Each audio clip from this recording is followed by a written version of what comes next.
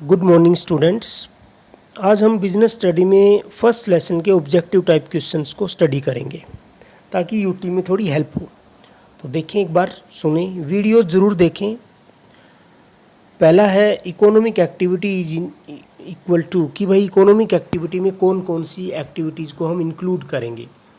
First one business plus profession, second है business plus employment. आते हैं, दोनों ही सही हैं। प्रोफेशन प्लस एम्प्लॉयमेंट बिल्कुल सही है, लेकिन इनकम्प्लीट है ना। डी ऑप्शन है business plus profession plus employment. तो इसमें सारी की सारी एक्टिविटी इसके अंदर आ गई हैं, यानी कि इसमें बिजनेस भी आ गया आपका, प्रोफेशन भी आ गया और एम्प्लॉयमेंट भी आ गया। तो इसका डी ऑप्शन सही है। Next question, which of the following does not characteristic of business activity. कह कौन सा इनमें से करेक्टराइज नहीं कर रहा है बिजनेस एक्टिविटीज़ को। तो बिजनेस एक्टिविटी तो पहला जो है इसका ऑप्शन दे रखा है production of goods and services. बिल्कुल बिजनेस एक्टिविटी की करेक्टरिस्टिक्स है, प्रोडक्शन होता है बिजनेस में गुड्स एंड सर्विसेज का। फिर है प्रेजेंस ऑफ रिस्क, अगर बिजनेस है तो रिस्क भी होगा, हम पढ़ चुके हैं। रिस्क ज़रूरी है, एक एग्जिस्टेंस पार्ट है। बिजनेस अगर आप कर रहे हैं तो रिस्क तो होता ही है। सेल और exchange of goods and services main काम है बिजनेस का, या तो वो गुड्स को सेल कर रहा है या सर्विसेज प्रोवाइड करवा रहा है। ऑल ऑफ द अबव, तो इसका डी ऑप्शन बिल्कुल सही रहेगा, डी ऑप्शन पे टिक करेंगे। सैलरी और wages, all of the above नहीं था, सॉरी, इसमें सैलरी एंड वेजिज है, तो ये मेन करेक्टरिस्टिक्स नहीं है इसकी बिजनेस एक्टिविटी की, तो इसमें डी पे क्लिक करेंगे। उसके बाद आपका आता है third question, code of conduct. Code of conduct ध्यान होगा आपको, प्रोफेशन के लिए वर्ड यूज़ हो रहा है कि कुछ कोड ऑफ कंडक्ट्स होते हैं जो फॉलो करते हैं नॉर्मली। इसमें रूल्स तो होते ही होते हैं, डिसऑनेस्टी नहीं होती भाई कोड ऑफ कंडक्ट में। वो रूल्स के बारे में बताता है, मोरलिटी के बारे में, इंटीग्रिटी के बारे में, इस तरह की चीज़ों के बारे में आपको कोड ऑफ कंडक्ट बताता है। डिसऑनेस्टी इसका answer. The occupation in which people work for other, दूसरों के लिए काम करते हैं, तो यहीं से समझ में आ जाएगा क्या कहलाता है। और रेमुनरेशन प्राप्त करते हैं, एम्प्लॉयमेंट। क्या कहलाते हैं? एम्प्लॉयमेंट, तो भी आ जाएगा। The occupation in which there is no need of capital, capital की ज़रूरत किस में नहीं है? एम्प्लॉयमेंट में ज़रूरत नहीं है ना। आपकी क्वालिफिकेशन हो, आप में योग्यता हो, जाके नौकरी करो, तो उसमें कैपिटल की ज़रूरत रिक्वायरमेंट नहीं है, तो इसमें ये आ जाएगा। Which of the following can't be classified as an objective of business, कह रहा है निम्न में से कौन सा बिजनेस का ऑब्जेक्टिव नहीं है। प्रॉफिट मेकिंग बिल्कुल है, क्रिएशन ऑफ कस्टमर बिल्कुल है, इन्वेस्टमेंट, इनोवेशन तो करता ही रहता है, तीन तो, बट इन्वेस्टमेंट जो है मेन ऑब्जेक्टिव नहीं होता है कभी भी। तो 6 क्वेश्चन ये हो गए।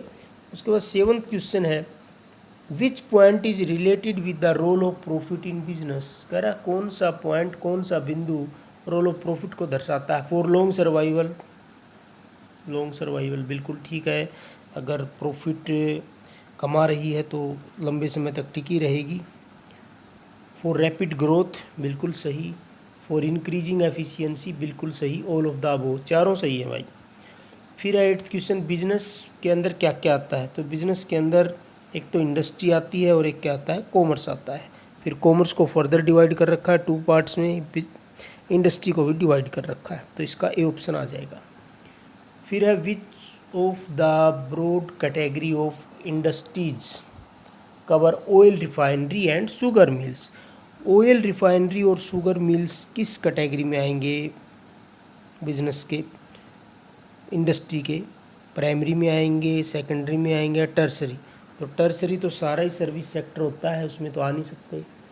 प्राइमरी भी नहीं है ये, सेकेंडरी में मैन्युफैक्चरिंग का काम होता है, तो सेकेंडरी इंडस्ट्री आएगा उत्तर, B option. Which of the following can't be classified and auxiliary to trade, कह रहा निम्न में से कौन सा एक्जुलरी टू ट्रेड नहीं है, व्यापार की सहायक क्रियाएं नहीं है।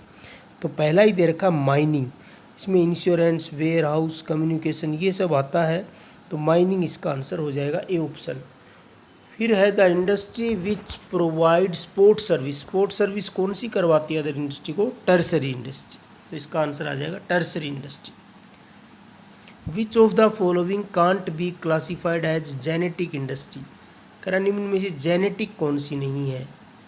तो animal husbandry, poultry farming genetics हैं, प्लांटेशन भी, माइनिंग इसका आंसर है भाई B. Which of the following is not known as service industry कौन सी नहीं है। प्रोसेसिंग इंडस्ट्री, इसमें एक को किसी गुड्स कमोडिटी को दूसरी में प्रोसेस किया जा रहा है, तो ये सर्विस इंडस्ट्री का पार्ट नहीं है, ए आ जाएगा। कॉमर्स इंक्लूड्स, तो इसमें पता ही होगा आपको ट्रेड, इसमें एक तो व्यापार आता है कॉमर्स में और एक एक्सिलरी टू ट्रेड आता है, तो सी ऑप्शन आ जाएगा। फिर है which of the following creates from utility, business या इंडस्ट्री में होता है ये सब, तो यूटिलिटी क्रिएट कौन करता है, इंडस्ट्री।